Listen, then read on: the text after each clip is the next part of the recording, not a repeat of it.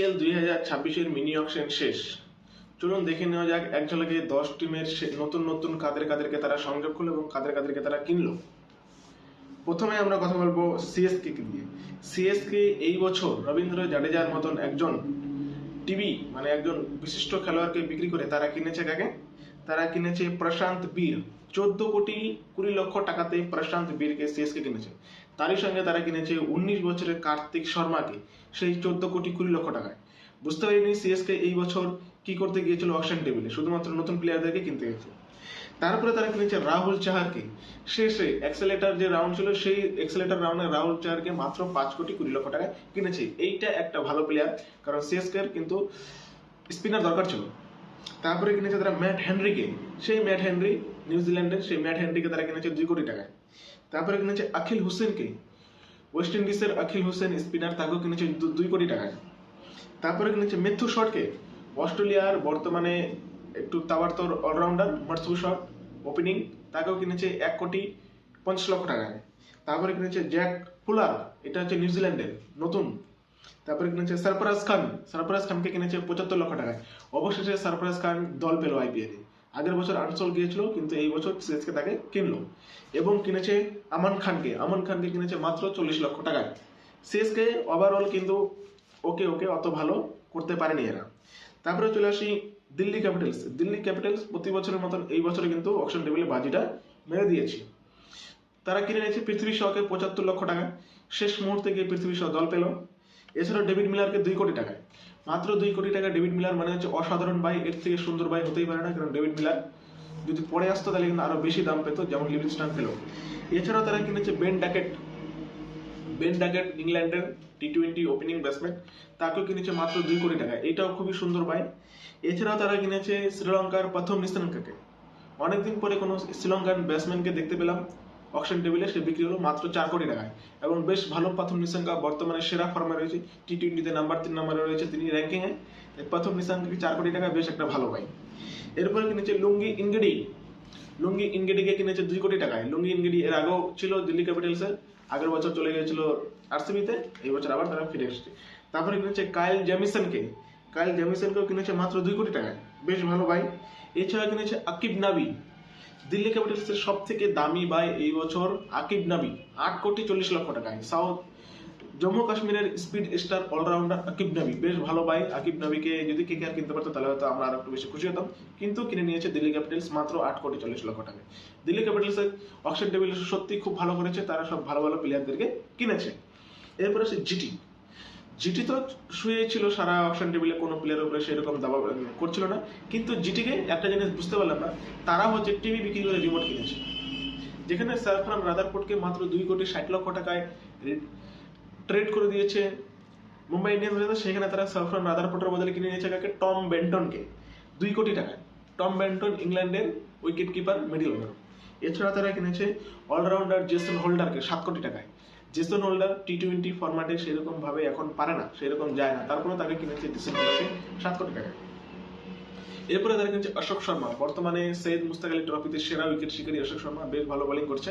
এবং অশোক শর্মার জন্য কলকাতা নাইট রাইডার্সে গিয়েছিল, কিন্তু তাকে নিতে পারেনি, এবং অশোক শর্মাকে কিনে নিয়েছে, বেশ ভালো। আশিস নায়ার আন্ডারে খেলবে অশোক শর্মা। এরপরে কিনেছে তারা লুক উড, ইংল্যান্ডের বাহাতি ফাস্ট বোলার লুক উড, মাত্র 75 লাখ রুপিতে। এছাড়া কিনেছে তারা পৃথ্বীরাজ, একটা নতুন বোলার, তাকে কিনেছে মাত্র 30 লক্ষ টাকায়। তারপরে চলে আসি এবার রাজস্থান রয়্যালস, লখনৌ সুপার জায়েন্টে চলে আসে। লখনৌ সুপার জায়েন্টস তো যেই রকম শুরু করেছিল, শুধুমাত্র 2জন প্লেয়ার কিনে, এক হচ্ছে প্রথম নিশাঙ্কা আর এক হচ্ছে লিয়াম লিভিংস্টন। এদের 2জনকে নেওয়ার জন্য Lucknow super giant's all out গিয়েছিল, কিন্তু তাদের 2জনকে নিতে পারেনি। কিন্তু তারা নিয়েছে অক্ষত রঘুবংশী, মধ্যপ্রদেশের সেরা, বর্তমানে এমার্জিং কাপে পুরো দারুণ ব্যাটিং করছিল অক্ষত রঘুবংশী, তাকে কিনে নিয়েছে মাত্র 2,20,00,000 টাকায়। এছাড়া তারা কিনে নিয়েছে মুকুল চৌধুরী, রাজস্থানের হয়ে খেলে মুকুল চৌধুরী, উইকেট কিপার ব্যাটসম্যান, তাকেও কিনে নিয়েছে মাত্র 2,20,00,000 টাকা দিয়ে। ইনিও বেশ ভালো মিডল অর্ডার। এছাড়া কিনেছে জোশ ইংলিশকে, যেই জোশ ইংলিশ মাত্র 4 ম্যাচের জন্য থাকবে, 4 ম্যাচের জন্য তিনি খেলবে, তাছাড়া আর তিনি কোনো ম্যাচ খেলবে না। তারপরে জোশ ইংলিশকে কিনেছে 8,60,00,000 টাকা দিয়ে। মানে ভাবা যাচ্ছে জোশ ইংলিশের দাম মাত্র 4 ম্যাচ খেলবে, তারপরেও তাকে দেওয়া হবে 8,60,00,000 টাকা। এটা কিনেছে, এটা চুনাটা লেগে দিয়েছে ইসেকে, আমাদের গোয়েঙ্কাজিকে এই চুনাটা কিন্তু লাগাই দিয়েছে জোস ইংলিশ এই বছর। এটা তাদের সব থেকে বড় বাই।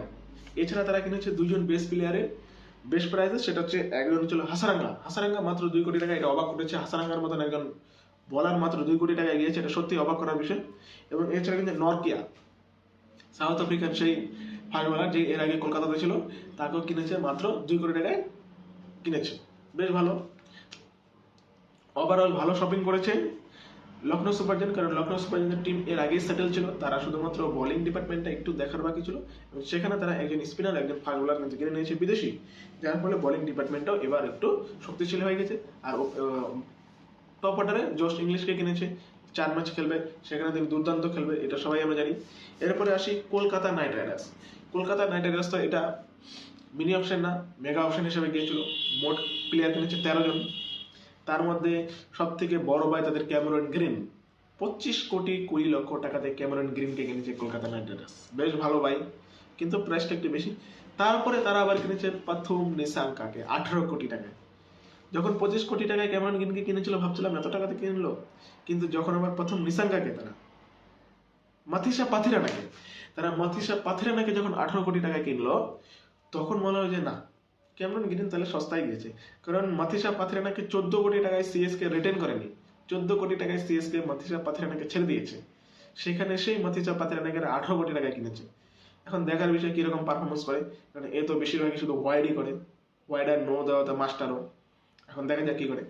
তারপরে তারা কিনেছে মুস্তাফিজুর রহমান 9 কোটি 20 লক্ষ টাকা, এটাও তাদের বড় ভাই, অনেক বড় ভাই। বাংলাদেশের প্লেয়াররা এত টাকা তো জীবনে চোখেও দেখেনি, কিন্তু মুস্তাফিজুর রহমান এবার দেখবে 9 কোটি 20 লক্ষ টাকা দেয়, অনেক বড় ভাই এটা। এরপরে তারা কিনেছে সব থেকে চিপেস্ট প্রাইসে সব থেকে বেস্ট প্লেয়ার, সেটা হচ্ছে ফিন অ্যালেন, মাত্র 2 কোটি টাকায়। ফিন অ্যালেন ওপেনিং এ আসবে একদম যেরকম আমাদেরকে ফিল্ম সল্ট সুরবারটা দিত, সেরকম কিন্তু ফিন অ্যালেনও দিতে পারবে, এটা একদম গ্যারান্টি দিয়ে বলছি। ফিন অ্যালেন খুব দুর্দান্ত খেলে, বিশেষ করে টি-20টাতে তিনি রাজ করতেছে বর্তমানে ফিন অ্যালেন। এছাড়াও তারা কিনে নিয়েছে টিম সাইফোর্ডকে কিনেছে 1.5 কোটি টাকাতে। টিম সাইফোর্ডকেও কিনে নিল কলকাতা নাইট রাইডার্স।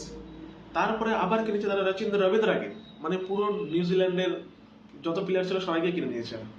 রচিন্দ্র রবীন্দ্রাকেও কিনেছে মাত্র 2 কোটি টাকায়, ওপেনিং এ ভরে দিয়েছে, পুরো তিনটা টপ অর্ডার ব্যাটসম্যান কিনে নিয়েছে নিউজিল্যান্ড থেকে কলকাতা নাইট রাইডার্স। বুঝতে পারলাম না রচিন্দ্র রবীন্দ্রাকে কেনার পিছনে মূল কারণটা কি। এরপরে কিনেছে কলকাতা নাইট রাইডার্স তাদের সব থেকে দামি ইন্ডিয়ান, সেটা হচ্ছে তেজস্বী সিং। দিল্লির তেজস্বী সিংকে উইকেট কিপার হিসেবে কিনেছে মাত্র 3 কোটি টাকা, অনেক বড় দাম এটা, 3 কোটি টাকা। কিন্তু আবার বলে রাখি, কলকাতা নাইট রাইডার্স অশোক শর্মার জন্য গিয়েছিল 13 কোটি টাকা পর্যন্ত। অশোক শর্মাকে 14 কোটি 20 লক্ষ টাকায় সিএসকে কিনেছে, সেই অশোক শর্মাকে 13 কোটি টাকা পর্যন্ত গিয়েছিল কলকাতা নাইট রাইডার্স, কিন্তু তাকে পাননি। পেলে পরে তো পুরো অপশন টেবিলটা গোলমাল হয়ে যেত, কিন্তু পাননি, আর ভালো কথা। এবার তারা কিনেছে তেজস্বী সিংকে 3 কোটি টাকায়। এছাড়া তারা কিনেছে আকাশদ্বীপ, খুব সুন্দর বাড়িটা, 1 কোটি টাকায় আকাশদ্বীপ, মানে হচ্ছে অসাধারণ আকাশদ্বীপ। এছাড়াও তারা কিনেছে রাহুল ত্রিপাঠীকে 75 লক্ষ টাকায়। আর তারা কিনেছে এস রঞ্জন পি সোলঙ্কি, একজন হচ্ছে স্পিনার বলার, পি সোলঙ্কি, যে কিনা এর আগে সিএসকে এর নেট বোলার হিসেবে ছিল, সেই পি সোলঙ্কিকে কিনেছে। মানে ওভারঅল ভালো কিনেছে, ভালোই শপিং করেছে। বিশেষ করে বিদেশি যে 6 জনকে কিনেছে, বিদেশি 6 জন কিন্তু দারুণ, এবং ইন্ডিয়ান প্লেয়ারদেরকে অত ভালো কিনতে পারেননি কলকাতা নাইট রাইডার্স, সেটা মানে রাখতে হবে।